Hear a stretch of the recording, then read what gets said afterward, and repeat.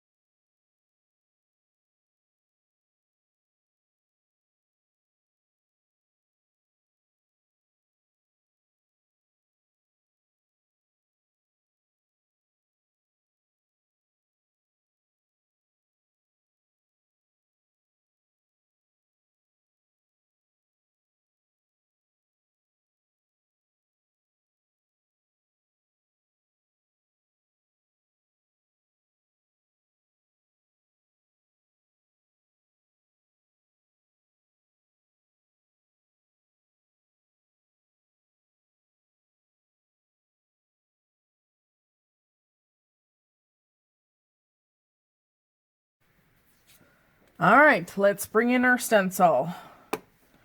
We're going to use our darkest ink to start with here, and we're just going to play. So you can put your stencil kind of wherever you want. I love all these little baby ones. I'm going to use a piece of repositionable tape here. I even use pieces of Post-it note tape that I kind of keep on hand. All right, here we go.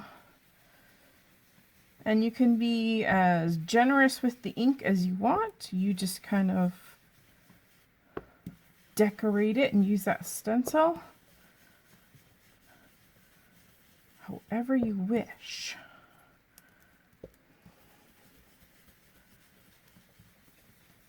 So I think what I'm going to do is use more ink on the edges.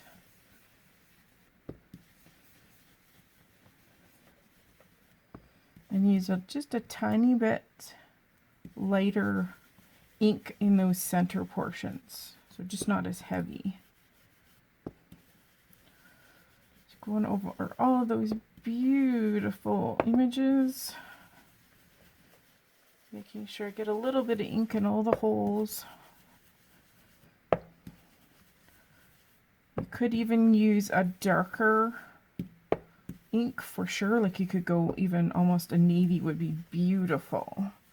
But I'm going to keep it with just the 3 today. All right, now let's move our stencil down. Ooh, gorgeous. Okay, again, you can rotate your stencil too to get a different pattern. Maybe we'll go this way. And I'm not worried about, see how some of them are cut off just in the design?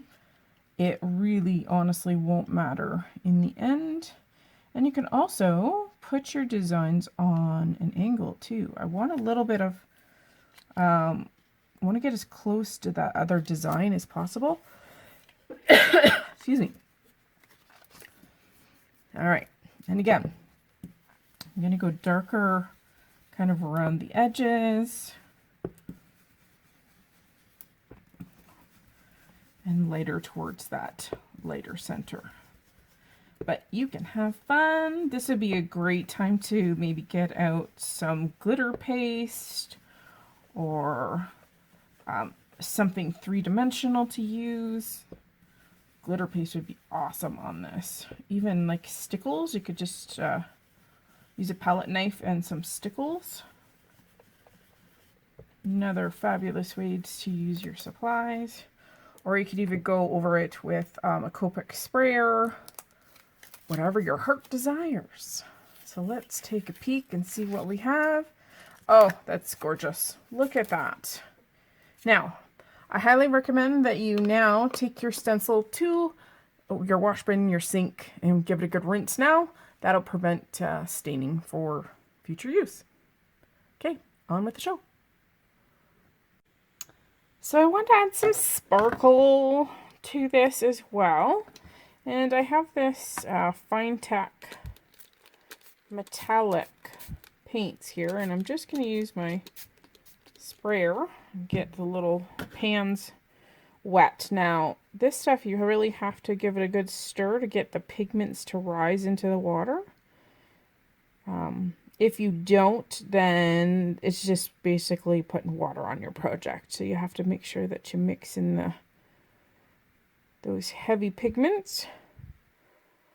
I'm just using just a small watercolor brush, just cheapo. And then I'm just going to use my finger. And I just love this look. And I will add some sparkle to that homemade pattern paper that you've just made. And it looks like snow, so it's quite festive. All right, I'm just going to grab another paintbrush for our other color. This metallic has kind of a bluish undertone to it, which is very, very cool. So again, you just want to make sure that you give it a good mix. I think I'm going to have to add a little touch more water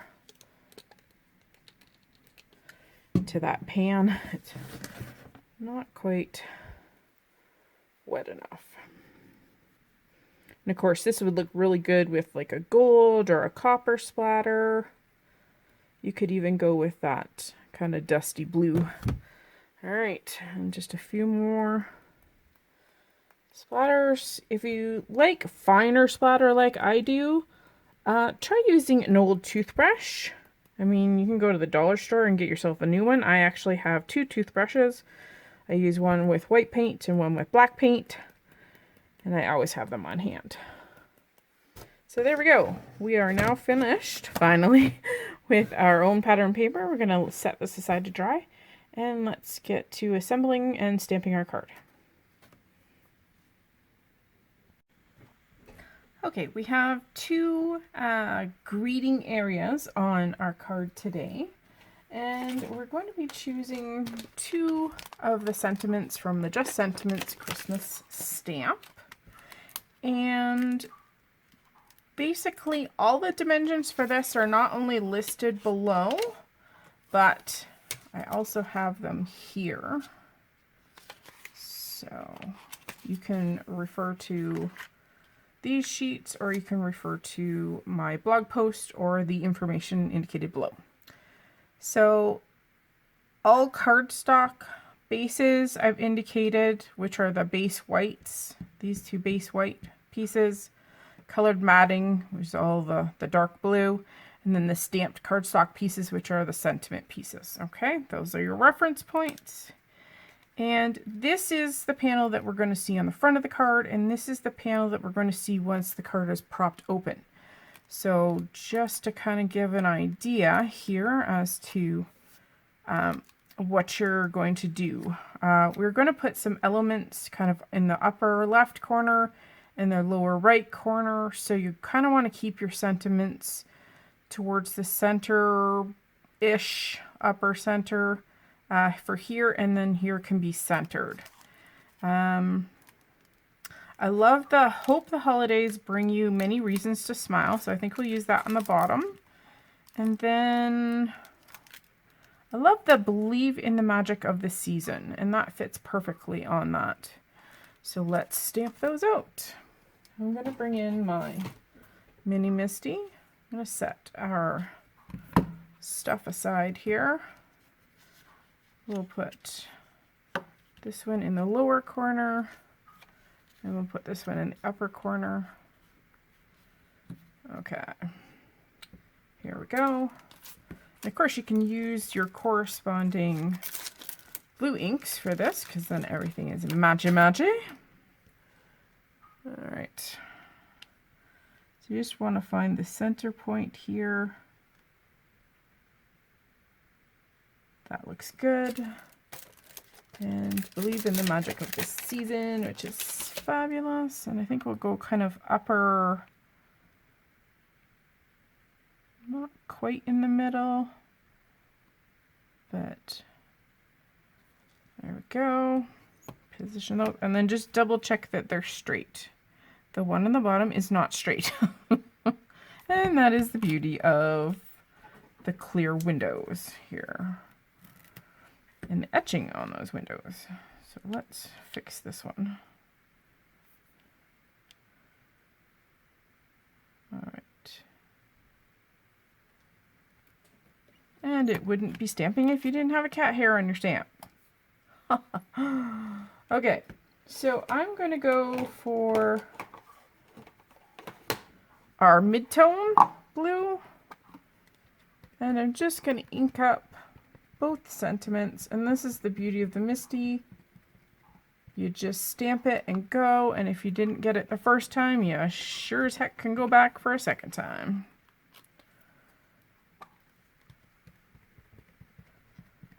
So again, just inking those up. There we go, 2 beautiful sentiment sets. There we go, and I will clean this later. Okay. I am going to bring in our pattern paper again.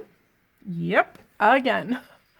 And this time, we're going to be actually using some stamping blocks, because I think this will be faster. What I want to do is I want to take some of these gorgeous solid snowflakes from the Berry Christmas stamp set, and we're going to use them, and we're going to ink them up and add them to our background as well. So I think it would be really pretty to go in maybe with a white pigment ink. But you know what? I think to make stamping easier, we're going to go in with our dark blue again. Okay. And these I'm just going to do kind of sparingly. And I'm not even worried about if they're going to come in as a solid and complete image. So get them like nice and juicy. and go over top of those stenciled images, whatever floats your boat. And I think this is just going to add some nice deep color and just add to the pattern. And they are slightly different. They're both absolutely beautiful. And you'll have to excuse the plane. We live not far from the airport here, so it can be somewhat noisy sometimes. And again, you can stamp however many you wish, and don't even worry about having full solid images, because it just adds to the beauty of that hand stamped background. Okay, and again, that just adds some nice rich blue. I think it just makes everything pop. Gorgeous. Okay, let's go to cut our panel down. So according to our instructions, I need to cut this down to 4 by 5 1/4. So I love my guillotine trimmer. Works absolutely beautifully. So it's already 4 inches wide. And we just need to find that 5 1/4. Ba-ba-da-da. There we go. And what I will do is just take my sponge and just edge this just so that it matches the ink collection along the edge there. And then I need a secondary piece of 4, which it already is, by 2 1/2. So we're going to cut this one down again, and you know what? You have another piece. If I had actually finished it, there would be another piece that you could make another whole card out of. So another advantage to making your own card or your own pattern paper. Okay, let's get to assembling. All right, let's assemble our basic easel card. So you're going to start with a piece of cardstock, 4 1/4 by 11. You're going to score it at 5 1/2 and 2 3/4, and then you're going to bend it so you get a Z. All right, super easy. So bend it in half, just like a regular A2, and then you're going to take that front and you're going to fold it back. And I have already matted everything, so everything is one solid piece. Let's put our little elements together, and then we're going to add our decorative pieces. So you're first going to take your largest piece of your gorgeous pattern paper, and you're going to add that to the inside of your card. All the dimensions allow for a little bit of matting around your card. With this particular size of mat, it's going to basically butt up against that joint. So in order to get yourself an even mat, you're going to want to do that. So butt it right up to the top. It's going to be at the joint. It's part of the card where you're not going to see a lot of. And then you can figure out this piece. You can put it however direction you want. So again, just use a nice, your favorite adhesive. I love my ATG. And let's see, what do I want to, I think we'll go this way. And this one, of course, is going to give you a mat too. And I like to put this one more towards the joint on the card. So you don't see any white there. It's basically butted right up against that joint, like such. And then this one, we want to, oh no, I've got a flick in there. I hate that when I do that. And this one, you can put it off to the left, the right, in the middle, it kind of whatever floats your boat. But you're only going to put adhesive under the top, so above wherever this fold line is. Okay, so I'm just going to eyeball this. Only adhesive on that top portion. And let's see, I'm going to be, I really, the crafty person in me likes to make things in the middle, but go out of my comfort zone here, and we're going to stick it a little bit more to the right there. Now, this piece is basically the part of the card that is going to hold up your easel aspect. So this kind of goes wherever you want it to. So play with where you want this to sit. Okay. And I am going to use some foam tape to add this one. There's a fair amount of dimension with the layers of cardstock, but I really want it to hold up that portion. So I'm going to cut myself a piece of foam tape here, and I'm going to cut this nibby-nubby off. Okay. And I'm just going to run a whole strip across there. Just one layer will do. And then let's see.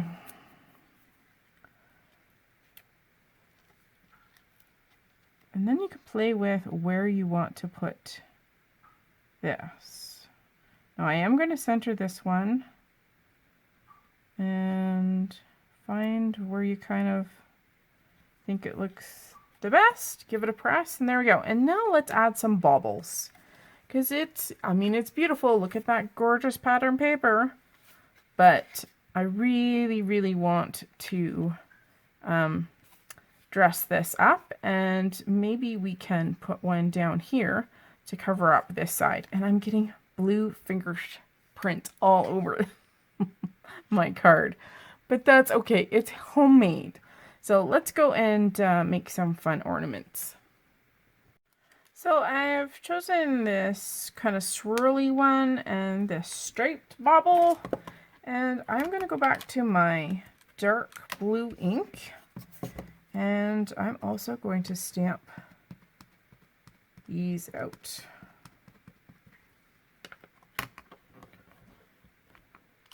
I love this stamp set. It is marvelous. So many possibilities when you have such simple designs, but you can color them up very simply, or you can go super, super detailed and go and use your medium and make them look fabulous. So I think we'll pull out some Copics and just give them a tiny bit of shading, and we'll call it done. So we're going to start out with a B12, and we're just kind of put a little bit of a shadow on everything.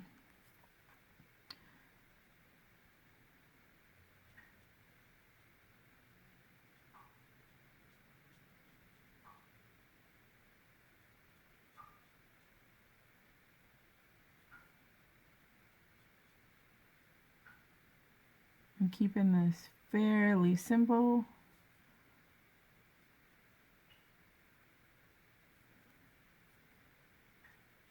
I'm going to come in with just a little bit darker B14.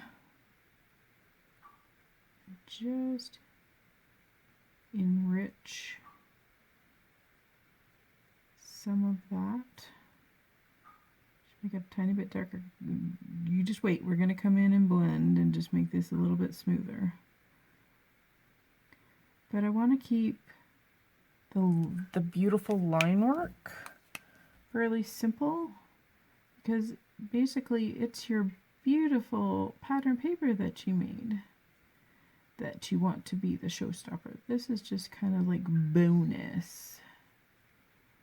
And if you have to go back in and add a little bit more shadow color, absolutely do that. There's going to be very little shadow on this one. Okay, we're going to do exactly the same thing on our line work here, except for we're going to make each line a different color. So white, blue, white, blue. Let's start with the topper. And I'm going to put our base blue down.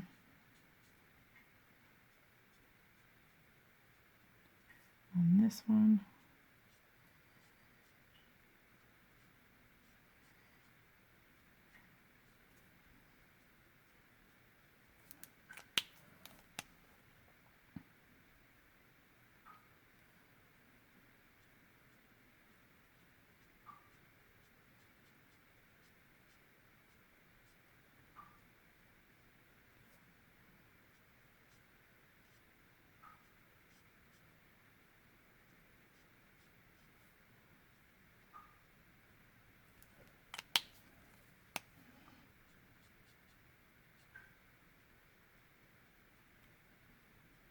blending.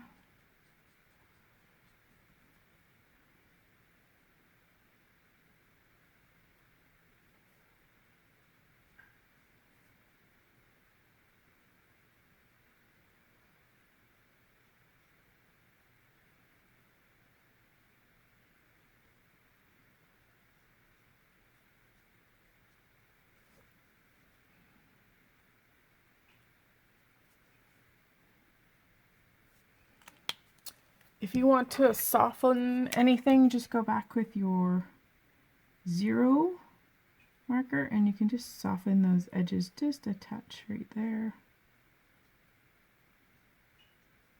And go for the whole thing too if you want to just lighten it ever so slightly. And again, you could soften these edges as well. Just ever so slightly. And there we go.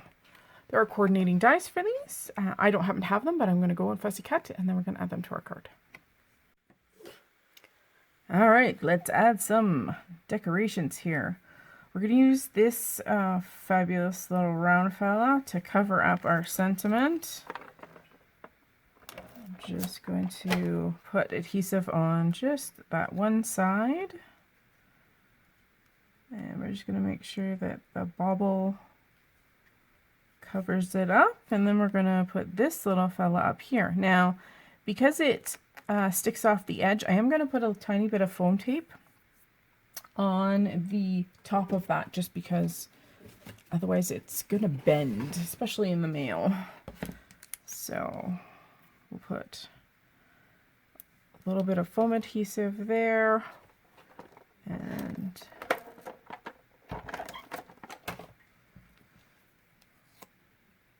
tape adhesive on the bottom, and we're just going to hang him right off kind of that top corner. And for our finishing touch, we're going to bring in some of the amazing winter snow sequins, and I'm just going to pull out sequins tray here. There are some cool sequins and fun things in this.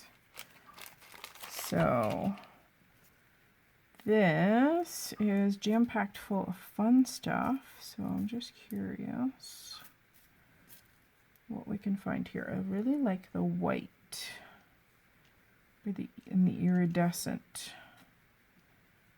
So maybe we can find a few of those. I do have another tray.